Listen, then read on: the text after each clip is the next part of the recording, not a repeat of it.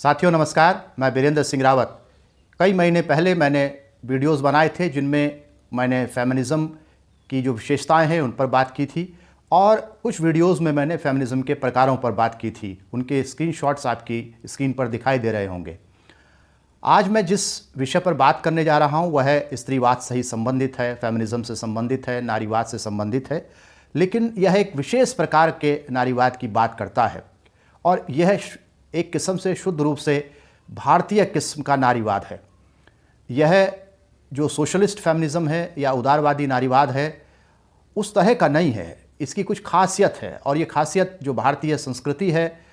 वहाँ से पनपती है और ख़ास तौर पर जो हिंदू ब्राह्मणिकल सोशल ऑर्डर है वहाँ से निकलती है। कुछ समय से मैं एक किताब पढ़ रहा हूँ और ये किताब है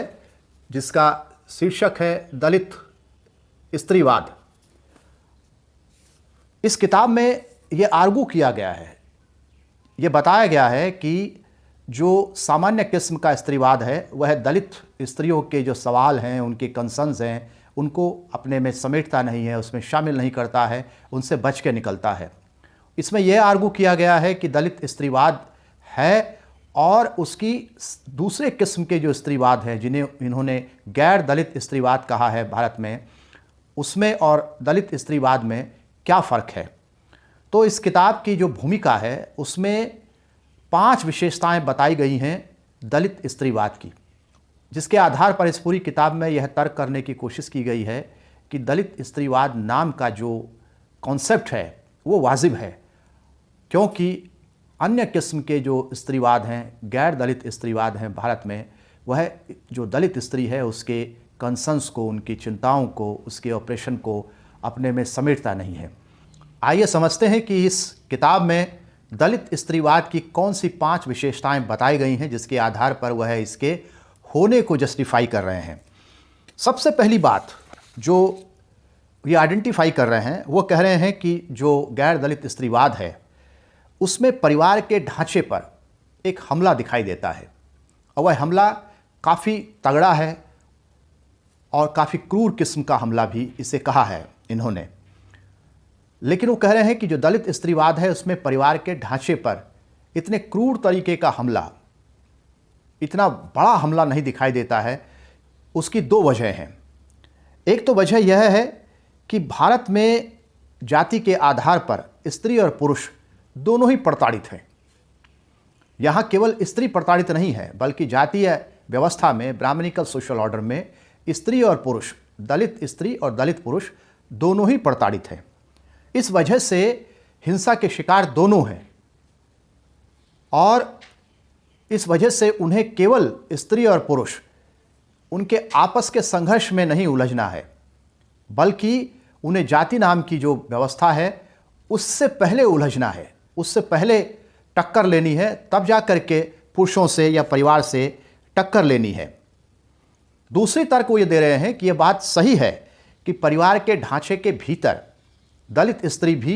हिंसा झेलती है, उसके साथ हिंसा होती है, क्योंकि जो दलित परिवार हैं उनमें भी पितृसत्ता की जड़ें बहुत गहरी हैं। लेकिन इन सब बातों के बावजूद इसके कि दलित परिवारों में भी पितृसत्ता है, बावजूद इसके कि दलित परिवारों में भी हिंसा है स्त्री के खिलाफ, इस सब के बावजूद भी जो परिवार नाम की संस्था है वह दलित स्त्री के लिए एक सुरक्षा का घेरा प्रदान करती है गैर दलित स्त्री की तुलना में। वो इसलिए है क्योंकि जो दलित स्त्रियां हैं अगर वह परिवार के ढांचे से बाहर निकलती हैं तो जो जाति का ढांचा है वह उसके लिए ज़्यादा हिंसक है, वो उस पर ज़्यादा बड़े हमले करता है और इसलिए लिव इन रिलेशनशिप, सहजीवन जैसी जो व्यवस्था है उसमें भी उनके लिए खतरे ज़्यादा हैं जो जाति की वजह से आते हैं, चाहे वह उस पार्टनर से हो जो लिव इन रिलेशनशिप में है या उनके दलित होने की वजह से उस पार्टनरशिप में शामिल होने के कारण हो। दूसरी जो वजह है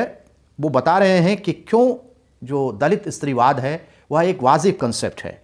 वो ये कह रहे हैं कि जो दलित स्त्रियां हैं,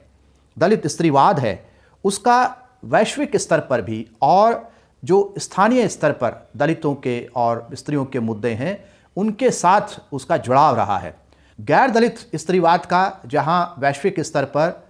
दूसरे जो महिलाओं के मुद्दे हैं उनके साथ उनका जुड़ाव दिखाई देता है, लेकिन उनका जुड़ाव जो स्थानीय स्तर पर दलित स्त्रियां क्या झेल रही हैं, क्या भोग रही हैं और जाति की वजह से उन्हें किस तरह से ज़्यादा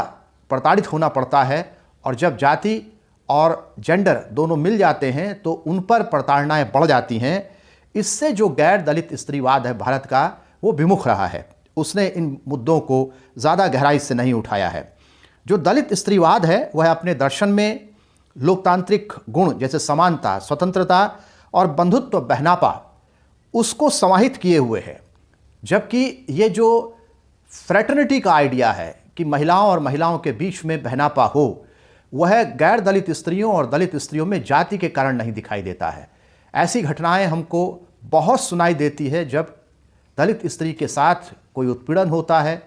और जातीय उत्पीड़न हो उसमें, तो हमें उसके खिलाफ जो आवाज़ है वह बहुत मध्यम सुनाई देती है। और बहुत बार तो हमें ऐसे उदाहरण देखने को मिलते हैं जब दलित स्त्री के साथ अगर हिंसा हुई है, यौन हिंसा हुई है, तो जो गैर दलित स्त्री संगठन है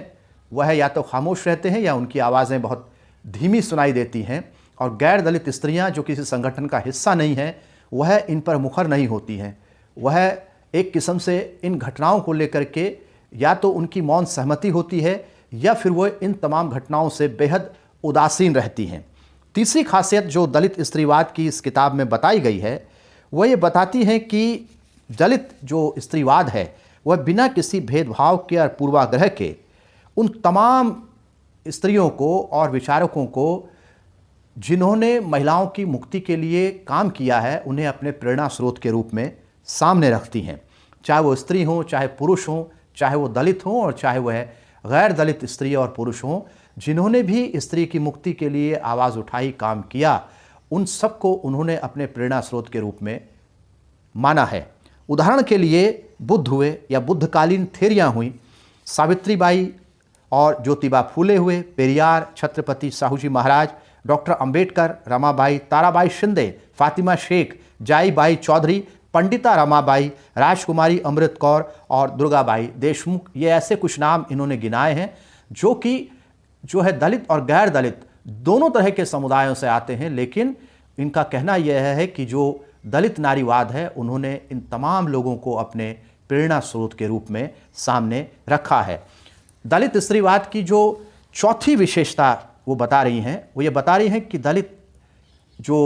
लोग हैं उनके पास अपना ऐसा साहित्य है जो कि दूसरों के पास नहीं है। उन्होंने ऐसा साहित्य लिखा हुआ है जो पीड़ा से भरा हुआ है, जिसमें जो मार्मिकता है वह बहुत गहरी है, और उस मार्मिकता में जो जातीय दंश है, जातीय उत्पीड़न है, उसको बहुत मार्मिकता के साथ दर्शाया गया है। उन्होंने आत्मकथाएं लिखी हैं, कहानियाँ लिखी हैं, कविताएं लिखी हैं,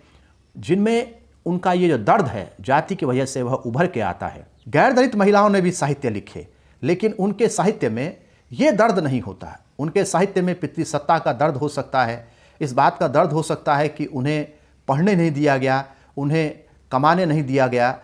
ये दर्द जो है वह केवल जो दलित स्त्री हैं या दलित पुरुष है वहाँ से उभरता है, जो ब्राह्मणिका सोशल ऑर्डर की देन है। तो ये जो साहित्य है वह दलित स्त्रीवाद के लिए एक रेफरेंस पॉइंट बनता है, इनका ऐसा कहना है। पांचवा जो